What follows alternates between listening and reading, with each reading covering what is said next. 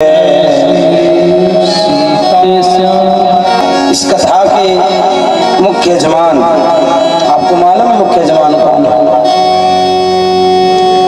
इस कथा के मुख्य यजमान हैं हमारे लोहारी की सभी खेरी की आदि शक्ति, लोहारी लड़ोई की शक्ति विष्णु वरा भगवान इस कथा के श्रोता बने हैं।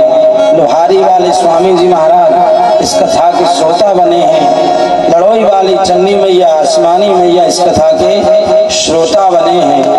और अपने लोहारी के बरम बाबा, खेर माता और यहाँ पर जितनी खेरे की शक्ति है वो सब इस कथा के श्रोता और यजमान बने। श्री सन्यासी बाबा भी इस कथा के श्रोता हैं। श्री वीर बयाना सिंह बब्बा जी महाराज इस कथा के श्रोता है। और श्री रामचंद्र जी भगवान इस कथा के श्रोता और वक्ता दोनों हैं। अच्छे से बजा दो। राम कथा के परम रसिक कौन है? अनंत बलवंत श्री हनुमंत लाल जी महाराज। रामचरित सुनबे को रसिया। हमारे यहाँ जो कथा हो रही है, इस कथा में भी हनुमान जी महाराज किसी ना किसी रूप में यहाँ बैठे हुए कथा श्रवण कर रहे हैं।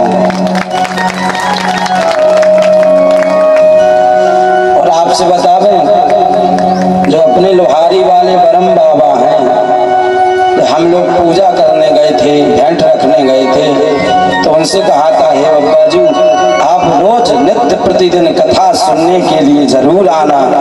वो आपसे बतावें कि जब हम लोग वहाँ शाम को तो प्रतिदिन जाते हैं, हम लोग वहाँ जब जाते हैं तो बब्बा की खड़ाऊ बाहर ही डली मिलती है,